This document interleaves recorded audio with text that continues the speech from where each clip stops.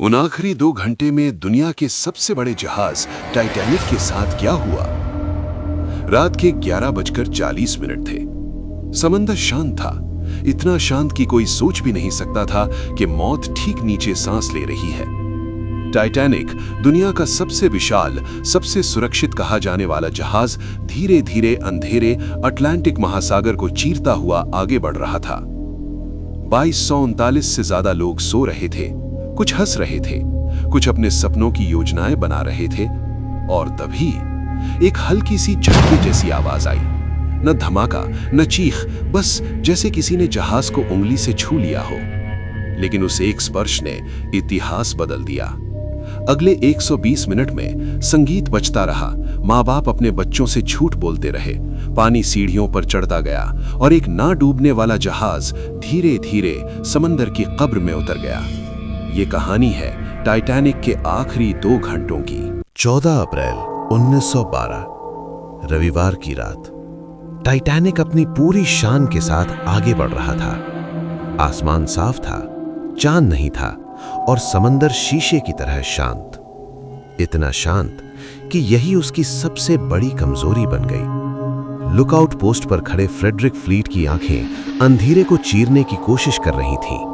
दूर, बहुत दूर उन्हें कुछ अजीब सा दिखा। उन्होंने घंटी बजाई। 3 बार फोन उठाया गया। Iceberg right ahead. कॉकपिट में अफरा तफरी मच गई। Hard to starboard, engines full astern. लेकिन टाइटैनिक बहुत बड़ा था, बहुत भारी। वो मुड़ा, लेकिन पूरा नहीं। बर्फ का पहाड़ जहाज के दाएं हिस्से को छूता हुआ निकल गया।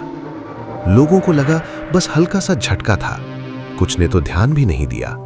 लेकिन नीचे, जहां कोई नहीं देख सकता था, वहां पानी घुस चुका था। कैप्टन एडवर्ड स्मिथ को बुलाया गया। जहाज के डिजाइनर थॉमस एंड्रूज भी पहुंचे। वे नीचे गए, एक एक कंपार्टमेंट देखा। उनका चेहरा सफेद पड़ गया। टाइटैनिक के 6 वाटरटाइट कंपार्टमेंट भर चुके थे। थॉमस एंड्रूज ने धीरे से कहा, शी विल सिंक। कोई चिल्लाया नहीं, कोई भागा नहीं, बस एक भारी सन्नाटा। कैप्टन स्मिथ ने पूछा, कितना समय? 14। एंड्रूज ने जवाब दिया, लगभग 2 घंटे। यात्रियों को अभी भी कुछ नहीं बताया गया।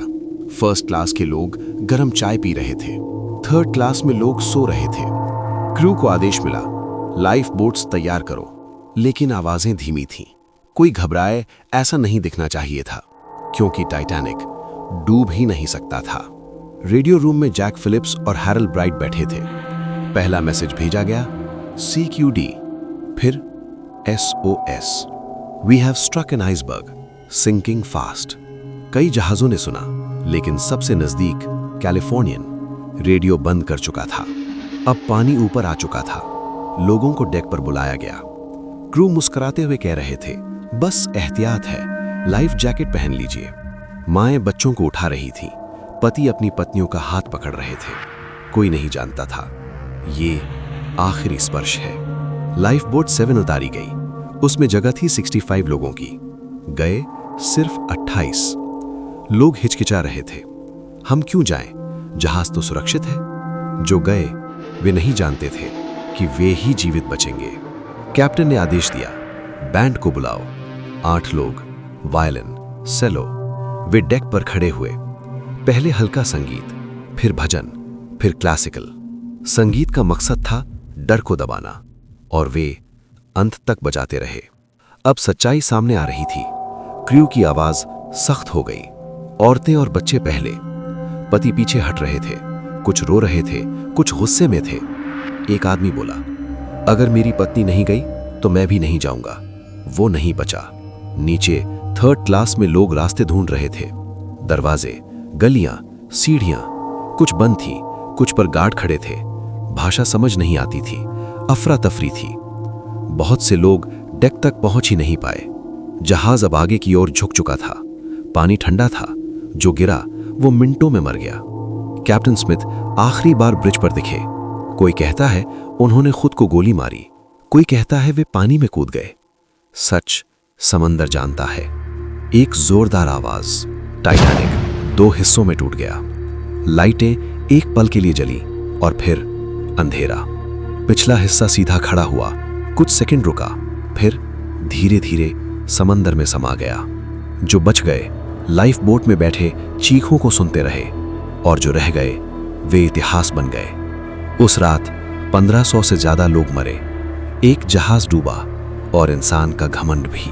लेकिन इतना बड़ा और सुरक्षित जहाज आखिर कैसे समंदर में समा गया? कहां चूक हो गई? टाइटैनिक सिर्फ एक जहाज नहीं था, वो ऐलान था।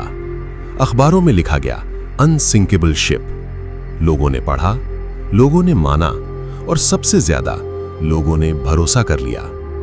इंजीनियरों ने कहा इसमें वाटर टाइट कंपार्टमेंट है, लेकिन किसी ने यह नहीं कहा कि अगर एक साथ कई कंपार्टमेंट भर जाए तो यह जहाज भी बस एक लोहे का ढांचा बन जाएगा। तेज रफ्तार का घमंड। 14 अप्रैल 1912 की रात, अटलांटिक ओशन। टाइटैनिक पूरी रफ्तार से चल रहा था। कई जहाजों से चेतावनी आई, आइसबर्ग्स अहेड। रेडियो रूम ने सुना, कप्तान तक पहुंचा, लेकिन कोई रफ्तार कम नहीं की गई। क्यों? क्योंकि टाइटैनिक को समय पे पहुंचाना था, क्योंकि यह दिखाना था कि दुनिया का सबसे बड़ा जहाज डरता नहीं, और क्योंकि किसी को भरोसा ही नहीं था कि कुछ गलत हो सकता है। उस रात समंदर बहुत शांत था, इतना शांत कि लहरें भी नहीं थी, और यही समस्या थी। आमतौर पर लहरें आइसबर्ग से टकराकर सफेद झाग बनाती हैं, लेकिन उस रात आइसबर्ग अंधेरे में छुपा रहा। जब तक दिखा तब तक बहुत देर हो चुकी थी।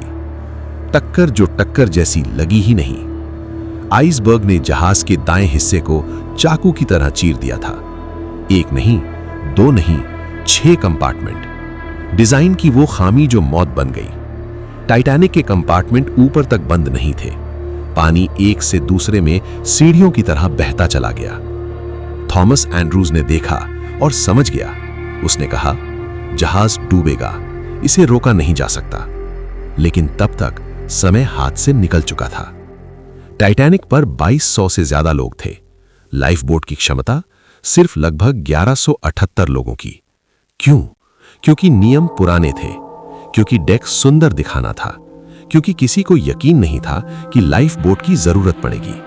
और जो लाइफ बोट थीं, वे भी आधी खाली भेजी गईं, क्योंकि लोग मान ही नहीं रहे थे कि टाइटैनिक डूब सकता है। गलत फैसले सही समय पर नहीं। रफ्तार कम नहीं की गई। आइसबर्ग वार्निंग्स को हल्के में लिया गया। यात्रियों को देर से बताया गया। 3rd क्लास यात्रियों को ऊपर पहुंचने में देरी हुई। SOS सुनने वाला नजदीकी जहाज सो रहा था। हर गलती छोटी थी, लेकिन जब सब एक साथ हुई तो मौत बन गई, और अंत में इंसान। सबसे आखिर में टाइटैनिक इसलिए नहीं डूबा कि वो कमजोर था, वो इसलिए डूबा क्योंकि इंसान ने प्रकृति को कम आंका, तकनीक पर अंधा भरोसा किया और ये मान लिया कि हमसे कुछ गलत नहीं हो सकता। टाइटैनिक समंदर में समा गया। 1500 से ज्यादा लोग पीछे रह गए, और दुनिया ने सीखा, चाहे जहाज कितना भी बड़ा हो, चाहे इंसान कितना भी ताकतवर हो, समंदर हमेशा बड़ा रहेगा।